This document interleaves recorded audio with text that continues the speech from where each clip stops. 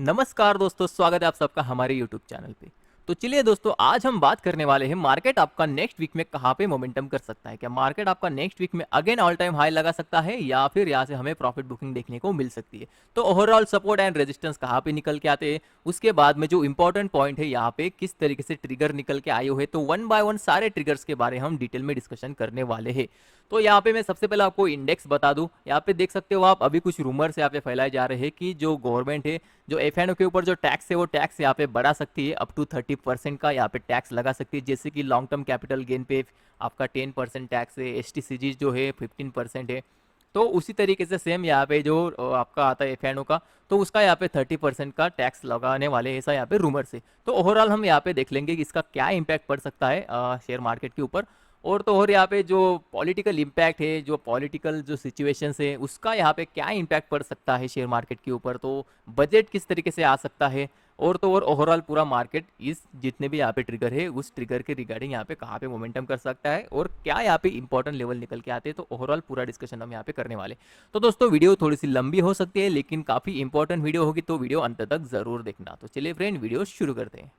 तो दोस्तों, सबसे पहले हम यहाँ पे बात कर लेते हैं, ये जो टैक्स अप टू 30% का बताया जा रहा है, तो इसका क्या इंपैक्ट पड़ सकता है। तो सबसे पहले, अभी इसका कोई ऑफिशियली ऐसा अनाउंसमेंट नहीं है कि ये 30% तक टैक्स बढ़ाया जाएगा। ये बस एक रूमर से या फिर एक फैक्ट्स बताए जा रहे हैं, अजम्पशन लगाए जा रहे हैं, और कुछ नहीं है। लेकिन हम यहाँ पे एक केस कंसिडर करते हैं कि लेट्स से अगर 30% टैक्स अगर बढ़ाया जाता है एफ के ऊपर, जो भी आप प्रॉफिट करते हो फ्यूचर एंड ऑप्शन में, उसके ऊपर आपका 30% टैक्स अगर लग जाता है डायरेक्टली, तो इसका क्या इंपैक्ट पड़ सकता है। अभी बारीकी से हम इसको सोचेंगे। आप यहाँ पे देख सकते हो, सेबी ने जो डेटा यहाँ पे डिक्लेयर करा हुआ था, लगभग 11% जो है लोग यहाँ पे प्रॉफिटेबल रहते हैं, बाकी 89% जो है यहाँ पे लॉस करते हैं। तो हम ऐसा मान के चलते हैं कि यहाँ पे ऑप्शंस ट्रेडिंग में जो भी यहाँ पे सेलर है, ज्यादातर यहाँ पे सेलर ही प्रॉफिटेबल रहते हैं। और अगर आप बात करोगे सेलर की इनकम की, तो ये कौन से टैक्स स्लैब में आते हैं, तो मेरे हिसाब से ज्यादातर जो ऑप्शन सेलर है वो लगभग 30% के टैक्स स्लैब में आते ही होंगे, ज्यादातर आते होंगे। ठीक है, मैं ऐसा नहीं बोल रहा हूँ कि 100% आते होंगे, लेकिन ज्यादातर जो है 30% तक आते होंगे। तो कहीं ना कहीं अगर 30% टैक्स यहाँ पे करा भी जाता है, तो आई थिंक यहाँ पे कुछ ज्यादा इंपैक्ट पड़ने वाला नहीं है, क्योंकि ऑलरेडी वो लोग यहाँ पे 30% तक टैक्स ऑलरेडी पे कर रहे हैं। बाकी अगर आप बात करोगे रिटेल इन्वेस्टर की, जो रिटेल ट्रेडर्स है उनकी, तो वहां पे थोड़ी सी दिक्कत है, क्योंकि ऑप्शंस बाइंग जो है ज्यादातर रिटेल ही करते हैं। तो वहां पे क्या, इनका ज्यादातर इनका लॉस ही रहता है। तो लॉस पे ये लोग यहाँ पे क्या टैक्स भरेंगे, तो इसका हमें ज़्यादा इंपैक्ट देखने को नहीं मिलता है। अगर ये 30% तक बढ़ाया भी जाता है, तो ज़्यादातर इंपैक्ट तो यहाँ पे हमें देखने को नहीं मिल रहा है। अगर आप बात करोगे टीडीएस की, जो टीडीएस की यहाँ पे बात हो रही है कि जो भी आप प्रॉफिट करते हो, तो अगर वहाँ पे अगर टीडीएस आपका अगर कटता है, तो इसका इंपैक्ट जरूर पड़ेगा। जैसे कि अगर आप यहाँ पे कंसिडर करो, जो भी आपका पे आउट होता है या फिर जो भी आपने प्रॉफिट करा, जो क्रेडिट होता है, तो जो सेटलमेंट होता है वो आपकी वन डे में यहाँ पे सेटलमेंट हो जाती है एफ की। मतलब आज जो भी आपने प्रॉफिट करा है वो कल के दिन आपके अकाउंट में आ जाता है। तो कहीं ना कहीं अगर यहाँ पे टीडीएस अगर लगाया जाता है 30% का, तो यहाँ से इंपैक्ट हमें देखने को मिल सकता है, और काफ़ी बैड इंपैक्ट हमें देखने को मिल सकता है। लेट्स सी, एक एग्जांपल के साथ हम इसको समझते हैं। अगर आप रिटेल ट्रेडर हो, अगर आपने ऑप्शन ट्रेडिंग में लगभग 5000 का यहाँ पे प्रॉफिट कराया वन डे में, तो 5000 का प्रॉफिट, और यहाँ से अगर आप 30% का टीडीएस अगर यहाँ से कट करते हो, तो वो आपका कट होके आएगा लगभग 3500। तो 1500 रुपये का आपका यहाँ पे टीडीएस कट हो जाएगा, आपके अकाउंट में आ जाएगा सिर्फ 3500। अब ये 5000 जो अपन यहाँ पे देख रहे हैं, ये हम कंसिडर कर रहे हैं कि आपका पूरा चार्जेस वगैरह, जो भी चार्जेस लगते हैं ब्रोकरेज वगैरह, सब कट होने के बाद 5000 आपका बचता था। तो 5000 आपको क्रेडिट होना था, लेकिन टीडीएस की वजह से वो क्रेडिट होगा ओनली 3500। तो कहीं ना कहीं 1500 आपके वहीं पे कट हो गए। ये हो गया आपका एक सिंगल डे का। अभी नेक्स्ट डे की अगर हम यहाँ पे बात करोगे, अभी फर्स्ट डे आपका कैपिटल है, लेट्स से आपका कैपिटल है लगभग 15000। ठीक है, अभी पॉसिबल नहीं है, 15000 का हम एक एग्जांपल ले रहे। तो 15000 का कैपिटल था, 5000 का आपका प्रॉफिट था, 30% यहाँ से हमने इसको माइनस कर दिया, टीडीएस बचा आपका प्रॉफिट 3500। आपका जो कैपिटल बना नेक्स्ट डे वो था आपका लगभग 18500। तो 18500 का आपका कैपिटल यहाँ पे बन गया। अभी यहाँ से हम अज्यूम करते हैं कि लगभग यहाँ से आपका लॉस हो गया 8500 का। तो 8500 का आपका लॉस हो गया, तो ये माइनस हो जाएगा, यहाँ से आपका कैपिटल बच गया ओनली 10K। तो यहाँ पे जो टीडीएस आपका कटा हुआ था 1500, ये तो गवर्नमेंट का पास ऑलरेडी चला गया।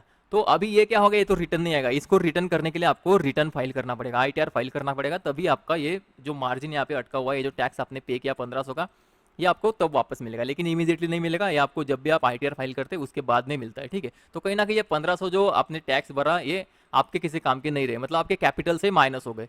तो कायदे से अगर देखा जाए, तो पहले जो आपका कैपिटल बनता था 15000 पे, अगर 5000 का अगर आपका प्रॉफिट है, तो आपका कैपिटल बन जाता था लगभग 20000 का। वही कैपिटल आपका बना 18500 का। और यहाँ से 8,500 का आपका माइनस लॉस हो गया, तो यहाँ से आपका कैपिटल बच गया 10K। वही अगर केस 1 में अगर आप देखोगे टीडीएस अगर नहीं कटता है तो उस केस में आपका यहाँ पे कैपिटल बन जाता लगभग 11,500 का। तो कहीं ना कहीं 1,500 से आपका कैपिटल यहाँ पे माइनस हो गया। अभी ये जो इम्पैक्ट पड़ेगा ना, जो छोटे ट्रेडर है उनके ऊपर ज्यादा इम्पैक्ट पड़ेगा। जिसके पास ज्यादा कैपिटल है उसको शायद इसका इम्पैक्ट ज्यादा ना पड़े, लेकिन जो छोटे ट्रेडर है जो 15-20 हजार के ऊपर उनका कैपिटल है, बस 15-20 हजार के आसपास का कैपिटल के साथ वो ट्रेड करते हैं, तो उनको काफी ज्यादा इम्पैक्ट पड़ सकता है। तो इससे वो लोग क्या करेंगे, लो कैपिटल के वजह से out of the money call यहाँ पे बाय कर सकते हैं, या फिर पुट, मतलब जो भी स्ट्राइक है वो आउट ऑफ द मनी उनको लेना पड़ेगा। तो कहीं ना कहीं उसके ट्रेडिंग डिसीजन के ऊपर भी इसका इंपैक्ट पड़ सकता है। और तो ओवरऑल अगर आप बात करोगे, अगर टीडीएस अगर लगाया जाता है तो इसका इंपैक्ट हमें डायरेक्टली वॉल्यूम के ऊपर देखने को मिल सकता है। तो वॉल्यूम जो है यहाँ पे कम हो सकता है एफएनओ का, अगर टीडीएस यहाँ पे लगता है तो ये बुरी चीज जरूर है। अगर टैक्स आपका बढ़ जाता है, टीडीएस आपका बढ़ जाता है, तो यहाँ से हमें वॉल्यूम में गिरावट देखने को मिल सकती है। तो चलिए अभी जो नेक्स्ट पॉसिबिलिटी है, नेक्स्ट पॉसिबिलिटी आपकी इस तरीके से है कि जो आपके एफएनओ जो भी आप ट्रेड करते हो, तो इसको पहले क्या माना जाता था, एफएनओ जो इनकम थी आपकी, एफएनओ से जो भी आपकी इनकम आती थी उसको हम बिजनेस इनकम यहाँ पे मानते थे। आईटीआर जब फाइल करते थे वो टाइम पे इसको बिजनेस इनकम माना जाता था। लेकिन अगर यहाँ पे चेंजेस अगर होके आते हैं, गवर्नमेंट अगर इसको चेंज करती है कि ये आपका बिजनेस इनकम नहीं है, ये आपका स्पेकुलेटिव इनकम है, तो स्पेकुलेटिव इनकम अगर इसको बताया जाता है तो यहाँ पे बड़ा झटका लग सकता है। कैसा, अगर आपको लॉस है तो आप इस लॉस को किसी भी आपके दूसरे बिजनेस इनकम के अगेंस्ट में आप इसको सेट ऑफ नहीं कर सकते हो। आपका जो लॉस होगा ना, ये स्पेकुलेटिव इनकम कहा जाएगा। तो ये जो आपको लॉस हुआ है स्पेकुलेटिव कैटेगरी में हुआ है, तो कहीं ना कहीं इसका जो भी आपको सेट ऑफ करना है वो आपको स्पेकुलेटिव इनकम से ही सेट ऑफ करना होगा। तो स्पेकुलेटिव इनकम में क्या आता है, एक तो आपका लॉटरी वगैरह आता है, और आपका जो भी आप इंट्राडे ट्रेड करते हो स्टॉक में, तो वो इंट्राडे यहाँ पे स्पेकुलेटिव बिजनेस माना जाता है। तो कहीं ना कहीं अगर आपका एफएनओ में लॉस है तो वो आप किसी दूसरे बिजनेस के अगेंस्ट में यहाँ पे सेट ऑफ नहीं कर सकते, अगर ऐसा रूल्स अगर निकलता है तो। अगर इसको बिजनेस कैटेगरी से अगर निकाला जाता है और स्पेकुलेटिव कैटेगरी में अगर डाला जाता है तो आप एफएनओ का जो भी लॉस है उसको कैरी फॉरवर्ड तो कर सकते हो, लेकिन उसको सेट ऑफ नहीं कर पाओगे दूसरे किसी बिजनेस के साथ।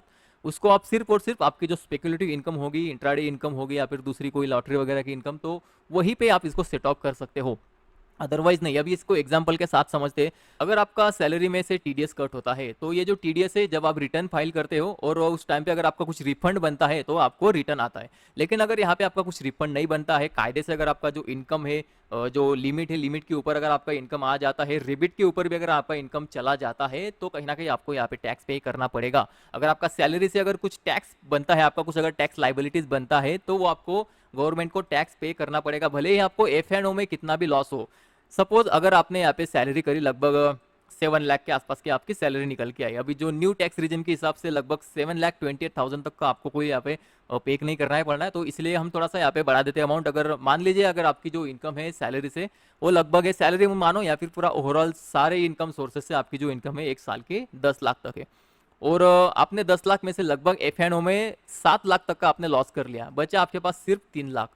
तो इस केस में भी आपको ये जो 10 लाख अपनी इनकम करी है ना, इसके ऊपर आपको टैक्स पे करना पड़ेगा। जो भी आपके टैक्स स्लैब के हिसाब से जो भी यहाँ पे लाइबिलिटीज बनती है वो आपको गवर्नमेंट को पे करनी पड़ेगी, भले ही आपका 7 लाख का लॉस क्यों ना हो। और ये जो आपका 7 लाख का लॉस हुआ है, ये आप बिजनेस इनकम के अगेंस्ट में यहाँ पे सेट ऑफ नहीं कर सकते। इसके लिए सेट ऑफ आप सिर्फ और सिर्फ जो इंट्राडे ट्रेडिंग है उसके अगेंस्ट में कर सकते हो, या फिर आप जो भी लॉटरी वगैरह करते हो, ड्रीम 11 वगैरह करते हो, तो उसके अगेंस्ट में ही आप इसको सेट ऑफ कर सकते हो। कोई भी बिजनेस इनकम के अगेंस्ट में आप इसको सेट ऑफ नहीं कर सकते हो। आई होप आपको ये पॉइंट क्लियर हो चुका होगा। आपकी ओवरऑल अगर इनकम देखा जाए तो 10 लाख में से 7 लाख माइनस करने के बाद आपको बस 3 लाख ही आती है, और 10 लाख के ऊपर अगर आपका सपोज मान लेते हैं कि अगर 1 लाख का आपका टैक्स लाइबिलिटीज बन जाता है, तो ये आपको पे करना ही पड़ेगा। मतलब ये 3 लाख में से फिर से आपके 1 लाख चले जाएंगे, तो बचेंगे आपके पास सिर्फ 2 लाख। तो कहीं ना कहीं ये काफी अनफेयर हो जाता है, लेकिन अभी इसका कुछ ऐसा आया नहीं है। जो फाइनल डिसीजन है बजट में आएगा। अगर एफएनओ का जो भी सेगमेंट है अगर बिजनेस से अगर निकाला जाता है तो इसका इम्पैक्ट नेगेटिव जरूर पड़ेगा। चलिए दोस्तों, अभी 2 पॉइंट्स है काफी सबसे इंपॉर्टेंट पॉइंट। तो यहाँ पे तो हमने देख लिया जो भी एफएनओ ट्रेडिंग है इससे इतना ज्यादा इंपैक्ट नहीं पड़ेगा। इंपैक्ट क्या पड़ेगा, ज्यादातर ज्यादा यहाँ पे वॉल्यूम में हमें ड्रॉप देखने को मिलेगा। तो वॉल्यूम यहाँ पे जो लिक्विडिटी है, लिक्विडिटी यहाँ पे थोड़ी सी कम हो सकती है, और इसका ज्यादातर जो झटका है ना वो जो रिटेल ट्रेडर है मेरे हिसाब से उनको ही ज्यादा लेगा, क्योंकि जो बड़े ट्रेडर है जो ऑलरेडी 30% के स्लैब में आते हैं, तो ये जो अगर 30% यहाँ पे हो भी जाता है तो उनको मेरे हिसाब से कोई यहाँ पे फर्क नहीं पड़ने वाला, क्योंकि ऑलरेडी वो 30% पे कर रहे हैं गवर्नमेंट को, तो कुछ इंपैक्ट नहीं पड़ने वाला। बची बात इनका, अगर यहाँ पे एफएनओ का अगर स्पेकुलेटिव इनकम भी आ जाता है तो उससे भी उनको कुछ इंपैक्ट नहीं पड़ने वाला, क्योंकि वो लोग ज्यादातर प्रॉफिट में ही रहते हैं, उनका कुछ लॉस नहीं रहता है। तो इसका जो भी इंपैक्ट होगा ना, ये दोनों केसेस का ज्यादातर जो इंपैक्ट होगा वो रिटेल ट्रेडर के ऊपर ही होगा। बड़े ट्रेडर को इससे कुछ मेरे हिसाब से तो कुछ नुकसान या प्रॉफिट इससे नहीं होगा। तो चलिए दोस्तों अभी समझते हैं लॉन्ग टर्म कैपिटल गेन और short term capital gain tax क्या है। तो long term capital gain tax में क्या होता है, लेट्स से अगर आपने कुछ इनकम करी, अगर कुछ शेयर आपने बाय करे और उसको 1 साल के बाद में अगर आपने बेचे और वहां पे अगर आपको कुछ प्रॉफिट हुआ, लगभग समझ लो 10 के आपका वहां पे कुछ प्रॉफिट हुआ, तो अगर 10,000 का आपका प्रॉफिट है तो आपको इस 10,000 के ऊपर 10% का आपको टैक्स पे करना पड़ेगा as a long term capital gain tax. तो ये होता है long term capital gain tax, जो होता है आपका 1 साल से ऊपर अगर आप उसको होल्ड करते हो तो आपको पे करना पड़ता है। वही अगर short term capital gain tax की बात करें तो अगर कोई शेयर आपने बाय करे और उसको अगर आपने 1 साल के भीतर में ही अगर बेच दिए, जो मोस्ट ऑफ द टाइम आपको स्विंग ट्रेडिंग में देखने को मिलता है, तो वहां पे आपको जितनी भी इनकम हुई है उस पर 15% का टैक्स देना पड़ता है, वो है आपका short term capital gain tax. अभी यहाँ पे ऐसे प्रावधान है इन दोनों टैक्सेस में कि आपका कितना भी आपकी इनकम हो, लेट से अगर long term capital gain tax में अगर आपने 1 करोड़ भी अगर कमा लिए तो यहाँ पे आपको ज्यादा 10% ही देना है। यहाँ पे आपका 10 करोड़ हो या 100 करोड़ हो, आपको 10% ही देना है। और short term capital gain tax में भी सेम है, आपका 1 करोड़ हो, 10 करोड़ हो, 100 करोड़ हो या फिर 1,000 रुपए क्यों ना हो, अगर आप बेसिक एग्जाम्पशन लिमिट से अगर ऊपर आ जाते हो तो वो टाइम पे आपको 15% का टैक्स यहाँ पे करना पड़ेगा। तो डायरेक्टली यहाँ पे बताया गया है कि 10 एंड 15% रिस्पेक्टिवली यहाँ पे टैक्स स्लैब में आ जाते हैं। तो यहाँ पे क्या रूमर्स फैलाए जा रहे हैं, तो ज़्यादातर जो प्रोबेबिलिटी है कि long term capital gain tax ये लोग बढ़ा सकते हैं, क्योंकि आप लोग यहाँ पे देख सकते हो जैसे कि जो ज़ेरोधा ब्रोकिंग ने भी यहाँ पे अनाउंस किया हुआ है कि लोगों को कोविड के बाद अच्छी खासी वेल्थ लोगों ने बना लिया, अच्छे खासे प्रॉफिट में लोग हैं। तो कहीं ना कहीं ये जो प्रॉफिट यहाँ पे है, ये प्रॉफिट जब भी लोग बुक करेंगे ना तो वो टाइम पे अगर गवर्नमेंट अगर यहाँ पे एलटीसीजी बढ़ा देती है तो गवर्नमेंट का यहाँ पे काफ़ी ज़्यादा प्रॉफिट हो जाएगा। तो इसके चलते गवर्नमेंट यहाँ पे एलटीसीजी बढ़ा सकती है। अगर लेट्स सी एलटीसीजी अगर बढ़ा दी उन्होंने 15% अगर कर दिए तो इसमें गवर्नमेंट का काफ़ी ज़्यादा फायदा है और इसका इम्पैक्ट जो है स्टॉक मार्केट के ऊपर मेरे हिसाब से नेगेटिव पड़ सकता है, क्योंकि क्या होगा, काफ़ी ज़्यादा बड़ी यहाँ पे प्रॉफिट बुकिंग आ जाए। क्योंकि जैसे ही गवर्नमेंट यहाँ पे कुछ अनाउंस करेगी कि एलटीसीजी टैक्स एक स्पेसिफिक डेट यहाँ पे दी जाएगी, उस डेट के बाद में इतना इतना बढ़ा जाएगा, तो कहीं ना कहीं उस डेट से पहले लोग यहाँ पे प्रॉफिट बुकिंग करना शुरू कर देंगे।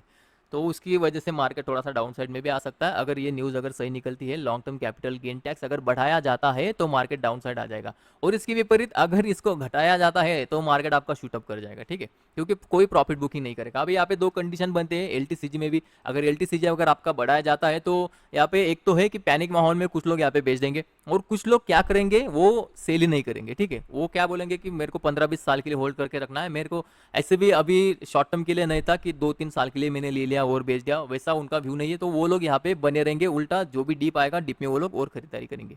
तो कहीं ना कहीं ऐसी दो यहाँ पे प्रोबेबिलिटी बन जाती है। तो दोनों साइड के मौके यहाँ पे मार्केट दे सकता है इस केस में। अभी short term capital gain tax में भी अगर सेम सिचुएशन अगर आती है, अगर एचटीसीजी भी अगर बढ़ाया जाता है तो उस केस में हो सकता है कि थोड़ा सा वॉल्यूम में हमें ड्रॉप देखने को मिले। जो भी यहाँ पे लोग स्विंग ट्रेडिंग वगैरह करते हैं तो वहाँ पे थोड़ा सा ड्रॉप हमें देखने को मिल सकता है। और जो यहाँ पे लिक्विडिटी है ना, ओवरऑल पूरे मार्केट की लिक्विडिटी थोड़ी सी हमें यहाँ पे कम होती हुई दिख सकती है, और ओवरऑल जो यहाँ पर जो पैसा है ना वापस से हमें बैंक्स में जाता हुआ दिख सकता है। क्योंकि आप ही सोचो, आप लोग इतना मेहनत करके कमाओगे, इतना रिस्क लेके कमाओगे, और वहाँ पे अगर गवर्नमेंट आके अच्छा खासा टैक्स अगर वसूलेगी तो आप लोग इतना रिस्क क्यों लोगे?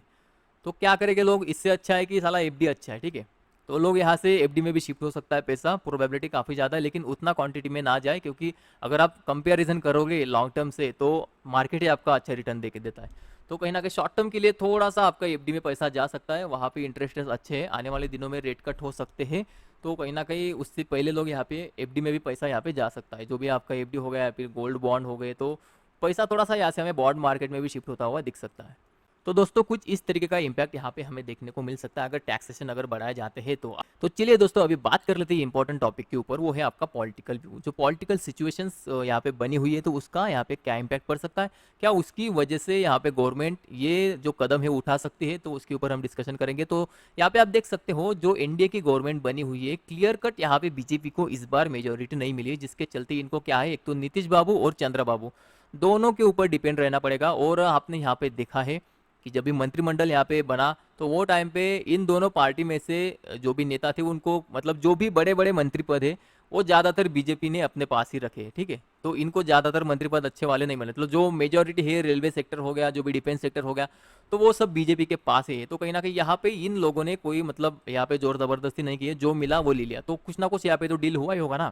तो कहीं ना कहीं इनका ये तो डिमांड होगा ही कि हमारा जो राज्य है उसके लिए हमें ज़्यादातर यहाँ पे फंड चाहिए। तो कहीं ना कहीं ये यहाँ पे डील हो सकती है कि हमें डेवलपमेंट्स के लिए पैसा चाहिए। तो कहीं ना कहीं यहाँ से हमें ये डिमांड देखने को मिल सकती है दोनों तरफ से, कि ये बोलेगा मेरे को पैसा चाहिए, वो बोलेगा मेरे को पैसा चाहिए, तो गवर्नमेंट पैसा कहाँ से लाएगी।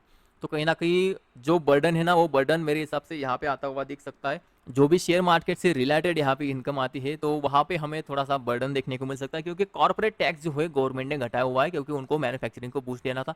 इसके लिए कॉर्पोरेट टैक्स यहाँ पे पहले से ही घटा हुआ है। तो जो बर्डन आता है वो पूरा पर्सनल टैक्स जो भी पे करते हैं इंडिविजुअल्स के ऊपर यहाँ पे बर्डन आ चुका है। और उसमें भी जो बर्डन आएगा ना, ज़्यादातर जो मिडिल क्लास है वहाँ पे नहीं, ज़्यादातर जो बर्डन है जो शेयर मार्केट में ट्रेडिंग करते हैं, तो ये ज़्यादा फोकस में आने वाले हैं। क्योंकि जो long term capital gain tax है, इससे पहले long term capital gain tax नहीं था, ये एनडीए के गवर्नमेंट ने ही यहाँ पे इसको इंट्रोड्यूस करा हुआ है। और उसके बाद में पॉसिबिलिटी काफ़ी ज़्यादा है कि ये इस बार इसको बढ़ा भी सकते हैं, ठीक है। क्योंकि अभी 10% है, 10% से 12% या फिर 15% बढ़ाया जा सकता है, पॉसिबिलिटी इस चीज़ की ज़्यादा है। और सिचुएशन भी ऐसी है क्योंकि इनको चाहिए पैसा। अभी आने वाले हैं इलेक्शंस, महाराष्ट्र के इलेक्शन से काफ़ी इंपॉर्टेंट इलेक्शन में से एक माना जाता है। तो कहीं ना कहीं यहाँ पे भी स्पेंडिंग काफ़ी ज़्यादा हो सकती है। तो गवर्नमेंट को यहाँ पे स्पेंडिंग करनी ही करनी है, और ऊपर से कैपेक्स भी करना है। तो कहीं ना कहीं पैसों की ज़रूरत तो पड़ने ही वाली है।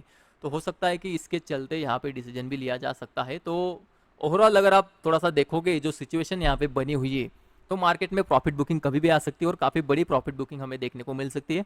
अभी आ जाइए यहाँ पे हम थोड़ा सा वीकली टाइम फ्रेम लगा दिया है निफ्टी का, और वीकली टाइम फ्रेम भी हम थोड़ा सा यहाँ पे डिस्कशन कर लेंगे किस तरीके का प्राइस एक्शन बना हुआ है। अभी यहाँ पे आप देख सकते हो मार्केट जो है आपका ऑल टाइम हाई पे है, और ऑल टाइम हाई पे अगर कुछ भी निगेटिव न्यूज़ अगर आता है या फिर कुछ भी अनसर्टेनिटी रहती है, तो वहाँ से हमें प्रॉफिट बुकिंग देखने को मिलती ही मिलती है।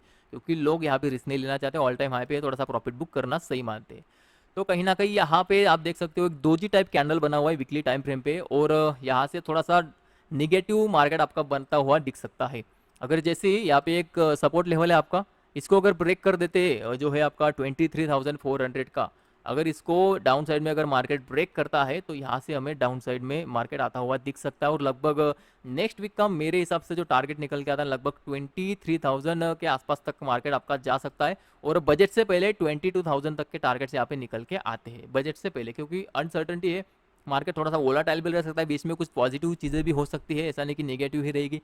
तो कहीं ना कहीं ओवरऑल अभी जो सिचुएशन है उसके हिसाब से थोड़ी सी प्रॉफिट बुकिंग और प्राइस एक्शन के हिसाब से भी थोड़ी प्रॉफिट बुकिंग हमें देखने को मिल सकती है। अभी यहाँ पे बात करोगे आप बैंक निफ्टी की, तो बैंक निफ्टी में ये भी वीकली टाइम फ्रेम का चार्ट है, क्लोजिंग काफ़ी अच्छी है, ये चार्ट स्ट्रक्चर काफ़ी मजबूत है। तो बैंक निफ्टी भले आपका ज़्यादा ना गिरे, लेकिन निफ्टी थोड़ा सा हमें यहाँ पे वीकली टाइम फ्रेम पे दोजी कैंडल दिखाया हुआ है। तो 400 का लेवल ध्यान रखना, वहाँ पे 23,400, इसके नीचे अगर क्लोजिंग आती है तो ये निगेटिव होगा मार्केट के लिए। इसके नीचे मार्केट बंद नहीं होना चाहिए, अगर इसके नीचे बंद होता है तो थोड़ा सा नेगेटिव जरूर हो जाता है मार्केट। अभी बैंक निफ्टी थोड़ा सा यहाँ पे पॉजिटिव दिखा रहा है, तो हो सकता है बैंक निफ्टी जो है शायद यहाँ पे गिरे ना, लेकिन थोड़ा सा बढ़ने के लिए भी आप इसको थोड़ा स्ट्रगल करना पड़ेगा। तो कहीं ना कहीं यहाँ पे भी थोड़ा सा रेंज बाउंड टू थोड़ा सा नेगेटिव सेशन देखने को मिल सकता है। क्योंकि हाल ही में जो यहाँ पे जम देखने को मिला हुआ है, ये कोई फ्रेश खरीदारी नहीं थी, यहाँ पे पूरी टोटल यहाँ पे शॉर्ट कवरिंग थी। जो भी FIS की जो भी शॉर्ट पोजीशन थी, उन्होंने शॉर्ट कवरिंग कवर करी थी, इसीलिए मार्केट आपका यहाँ तक पहुँच चुका है। तो शॉर्ट कवरिंग की वजह से बैंक निफ्टी यहाँ तक पहुँचा हुआ है, ये कोई फ्रेश खरीदारी नहीं थी। तो कहीं ना कहीं शॉर्ट कवरिंग की वजह से जो मूव आती है उसको सस्टेन करना मुश्किल होता है हाई लेवल पे। तो यहाँ से थोड़ा सा हम एक तो कंसोलिडेशन एक्सपेक्ट करते हैं, या फिर बैंक निफ्टी में भी हम थोड़ी सी प्रॉफिट बुकिंग एक्सपेक्ट करते हैं। लेकिन as compare to bank Nifty मेरे हिसाब से निफ्टी ज़्यादा गिरेगा। तो देखते हैं किस तरीके से न्यूज़ निकल के आते हैं मंडे पे। ओवरऑल आपको लेवल ध्यान रखना, अभी थोड़ा सा वनडे टाइम फ्रेम पे आ जाते हैं, इंट्राडे के प्रोस्पेक्टिव से आपको लेवल में बता देता हूँ। अभी बैंक निफ्टी में कौन सी इंपॉर्टेंट लेवल निकल के आते हैं, तो बैंक निफ्टी में आप देख सकते हो ये वाला आपका काफ़ी इंपॉर्टेंट लेवल निकल के आता है, वो है आपका 51,250।